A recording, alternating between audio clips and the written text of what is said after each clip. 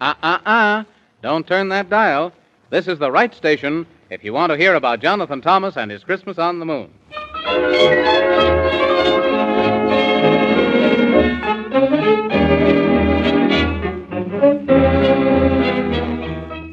Have you been listening to Jonathan Thomas and heard how well he's been keeping his promise?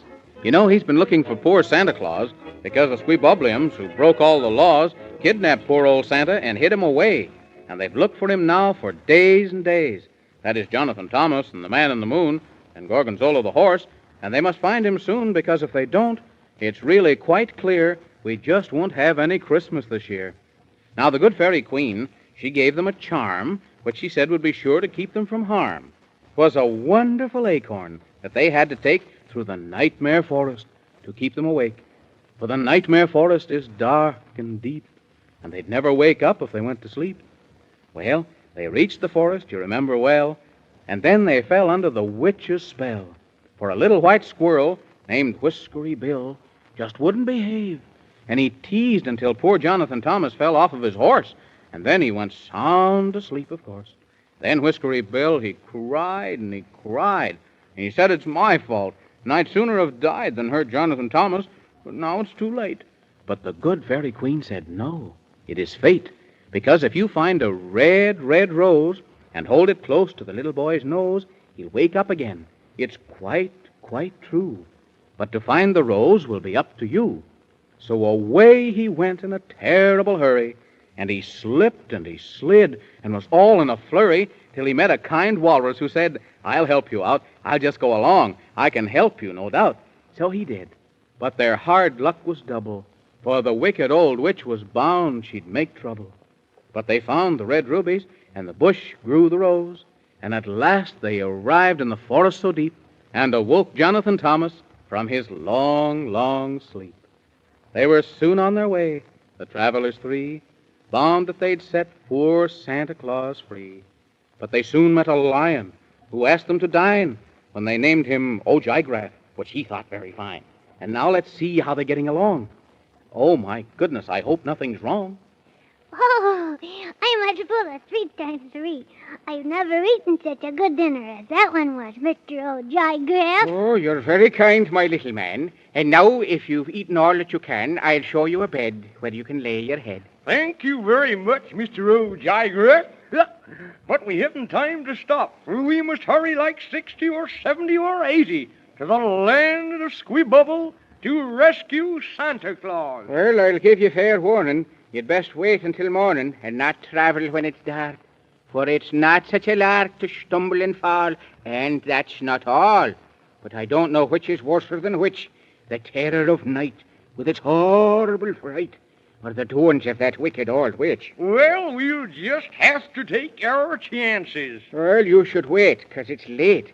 But if you've made up your mind, and since you've been very kind, I'll give you a gift you can take. You've already given us our dinner, Mr. Ojigraph. But just the same, you've given me my name, and now I'll help you out with a secret or two and some things you can do to put that old witch plumb to rout. That would be very nice, if you please, Mr. Ojigraph. Sometimes that old witch drives me crazy. Well, she even makes me a bit sore. But she's afraid of my roar. It frightens her out of her socks. So I've packed up a few, and I'll give them to you. I've put them in this little box. Do you mean some roars? Oh, yes, and you can't guess how she'll quickly run clear out of sight. I don't know why, but she'll scream and she'll cry. My roars always give her a fright. I only wish I had more. I could spare only 4, but that's enough to make things pretty hot. But how do we use them, if you please, Mr. Ojigraph? Well, when you see her coming, you needn't start in running, but stand right there till she lands from the air, and then open the box and throw them like rocks. Just 1 or 2, of course, not all of the 4. And she'll run, and she'll shriek, and be scared for a week. She always does when she hears my roar. That's very nice of you, Mr. Ojigraph.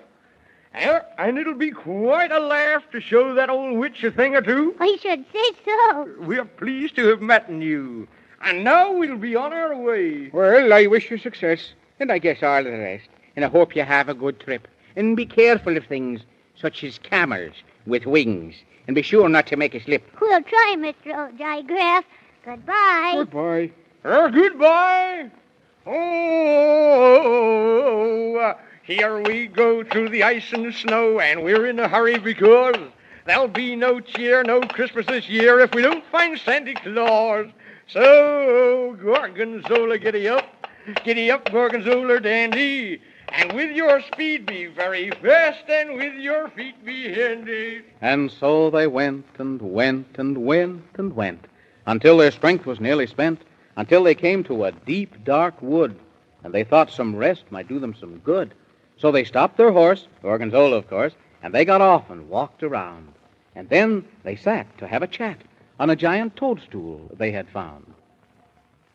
Oh, my gracious, I'm so tired. Oh, I think a little bit sleep. Jiminy Crickets, don't go to sleep. You did that once, and it took us a week to wake you up. Oh, you needn't worry, if you please. I will go to sleep. I just said I felt kind of sleepy. Well, he was cheap. Then go to sleep. Don't sit around and grouse. Who said that? And if you had the manners of a mouse, you wouldn't sit on a person's house. My goodness, we're not sitting on anybody's house. You are too, if you only knew. And I'll ask you to get right off. Well, don't sit there and stare. My house is no chair, and this is no matter to laugh. Oh, look, Mr. Man in the Moon, it's a little elf. And you shouldn't say laugh, Mr. Elf. You should say laugh. It's laugh, if I please. And you may scoff and tease. I'll say whatever I wish. And you ought to be ashamed of yourself, you ignorant fish, because I am not just a little elf. Well, who on earth are you then? His Majesty, the King of any old thing.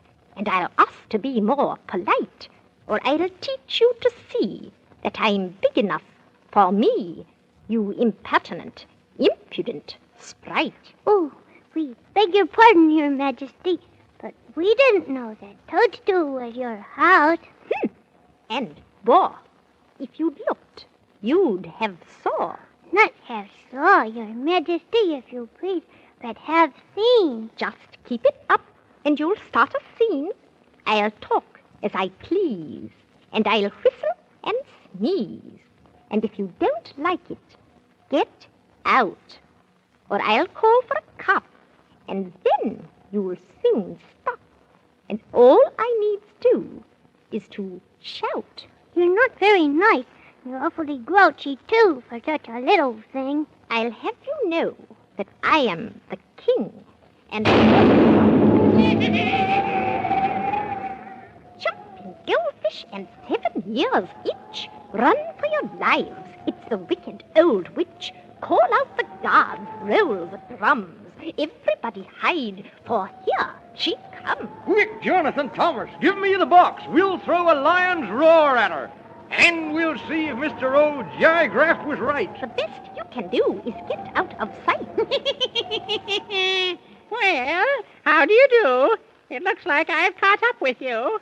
I told you and warned you you'd better turn back. It seems that it's wisdom and good sense that you lack. So now, I guess I'll keep my promise. I've come to get you, Jonathan Thomas. But you're not going to get me, though, you wicked old witch. And you'd better go right back to Rumpelstiltskin. You foolish one. You'll rue your words when I am done. Oh, yes, there's still another thing. I've also come after the Elfin King. You better sow it, Mr. Man on the Moon. Watch this, Jonathan Thomas. 1 for the money and 2 for the show. 3 to get ready, and here I go. Help, help! Oh, stop, I say! That's no way for you to play! And here goes another one.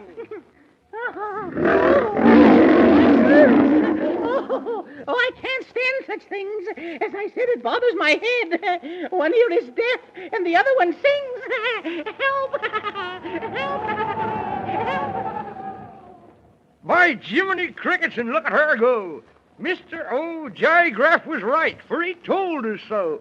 My goodness to gracious, she's good and sore, for she can't stand a lion's roar. It's a good thing she can't, too, or she would have got me and gobbled me up. Oh, I'm glad she didn't. Where did His Majesty go, Mr. Man in the Moon? I don't know. Is she gone? Of course she has. Well, bless my hat. Thank you for that. Oh, such knifey rife is too much strife.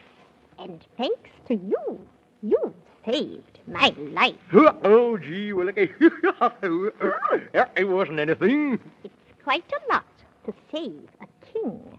And now I'm mighty glad you stayed, and just for that you'll both be paid, and richly too, both you and you. Just name your price, and in a thrice you'll have it before you can count up to 2.